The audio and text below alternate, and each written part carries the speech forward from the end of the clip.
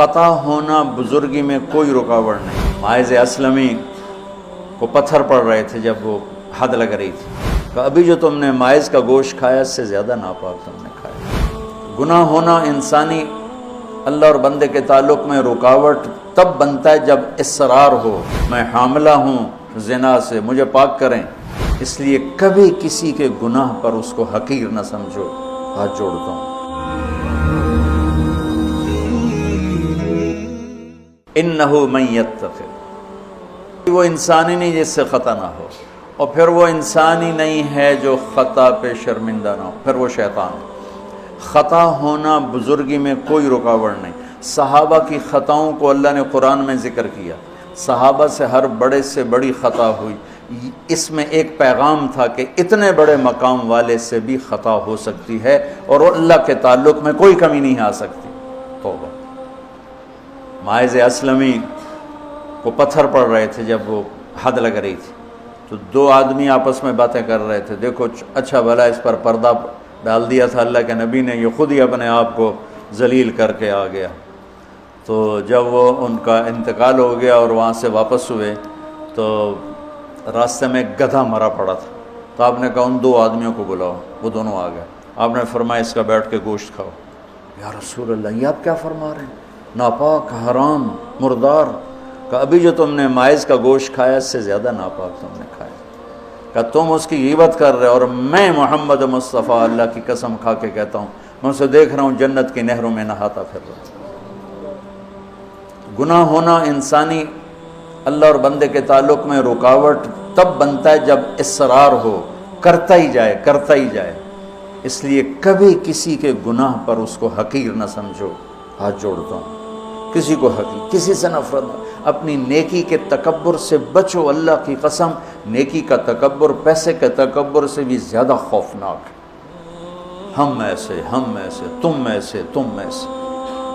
اور امرأہ غامدیہ رضی اللہ تعالیٰ عنہا سے برائی ہو گئی، حاملہ ہو گئیں، اور ان پر قربان جائیں سبحان اللہ کے نبی کے پاس آئیں، میں ماعز کی طرح نہیں ہوں کہ آپ کہیں جا تو نے کوئی نہیں کیا، میں حاملہ ہوں زنا سے، مجھے پاک کریں۔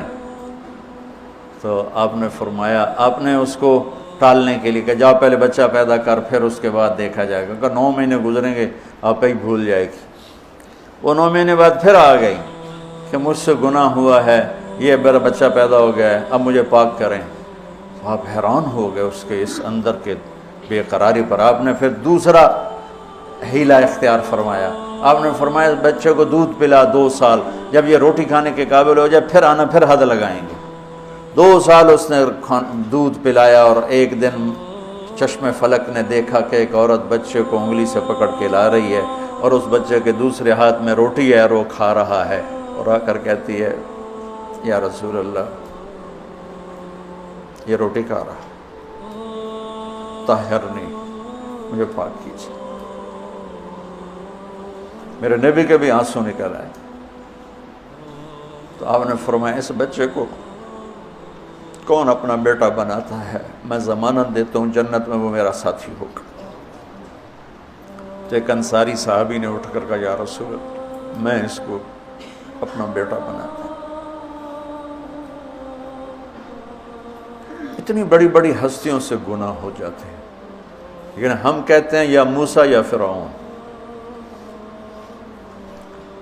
وہ جو ایک احمقانہ شعر ہے، دورنگی چھوڑ دے یا کرنگ ہو جا، سراسر موم ہو یا سنگ ہو جا، کسی بیوقوف شاعر نے یہ شعر کہا۔ تو ان پر حد لگی تو خون کا کہ چھینٹے حضرت خالد پر جا کے پڑے، تو انہوں نے کو 2-4 لفظ سخت کہہ دیا۔ آپ نے فرمایا خالد ایسا مت کہو، اس بچی نے وہ توبہ کی ہے پورے مدینے پہ تقسیم کروں سب کی بخشش ہو جائے۔ انہو من یتق، بڑے سے بڑے سے بھی ہو جاتا ہے۔ سارعوا الی مغفرۃ من ربکم وجنۃ عرضها السماوات والارض اعدت، بولو للمتقین۔ ٹھیک، کون ہیں؟ الذین ينفقون فی السراء والضراء، جو تنگی اور فراخی میں خرچ کرتے ہیں، والکاظمین الغیظ، جو غصے کو پیتے ہیں، والعافین عن الناس، جو لوگوں کو معاف کرتے ہیں، واللہ یحب المحسنین، اللہ احسان کرنے والوں کو پسند کرتا ہے۔ اب آگے بھی تقوی والے ہی آ رہے ہیں۔ والذین اذا فعلوا فاحشۃ، فاحشہ میں نے بتایا تھا نا قرآن میں کس معنی میں آتا ہے، اور یہ کس کے بارے میں؟ اللہ اکبر، واہ میرے رب، تو نے اتنی گنجائشیں دی اور تیرے بندوں نے جہنم ہی واجب کر دی تیرے بندوں پر۔ مجھے ایک پڑھا لکھا نوجوان کہنے لگا تسی مولویاں ساڈے کولوں ساڈا رب کھولے، اور ساتھ ہی رونے لگا کہ تساں مولویاں ساڈے کول ساڈا رب کھولے، ڈرائی جاندن ڈرائی جاندن ڈرائی جاندن۔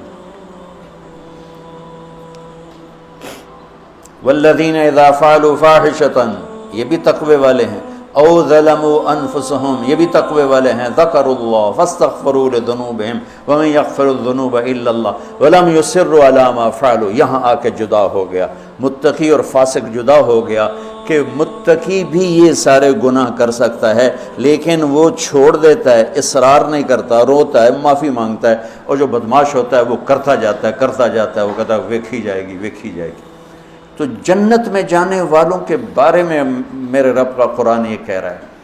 ہم ایسی احمقانہ سوچ کے مالک ہیں کہ نیک آدمی تو بن جائے معصوم پاک نبیوں کی طرح، اور جو نافرمان ہے وہ فرعون بن جائے، وہ کیوں نیکی کرتا ہے؟ میرا کالج کا ساتھی تھا احمد مصطفیٰ، 96 میں فوت ہو گیا۔ اس کا چلہ لگا تو سارے عیب چھوٹ گئے، صرف شراب رہ گئی تھی۔ تو وہ نشے میں اس کے دوستوں نے اس کو گھر کے دروازے کے سامنے اتارا تو وہ دروازے پر ہی گر کے پڑا ہوا تھا۔ تو پولیس کی گزری وین تو انہوں نے اٹھا کے ڈالا اور چوکی لے گئے۔ صبح اس کی آنکھ کھلی تو روشنی ہو رہی تھی، تو اس نے سپاہی بھی جانتے تھے، اچھا بڑے آدمی کا بیٹا تھا، خود بھی کافی مشہور تھا، تو اس نے کہا یار جلدی جلدی مصلی لوٹا لو، میں نے نماز پڑھنی۔ تو کہنے لگا راتی کی کرتے رہے ہو؟ تو کہنے لگا اسے واسطے تو نماز پڑھن لگا کہ منہ کالا کیتا ہے دھو بھی لواں۔ اور ہمارا کیا تصور ہے؟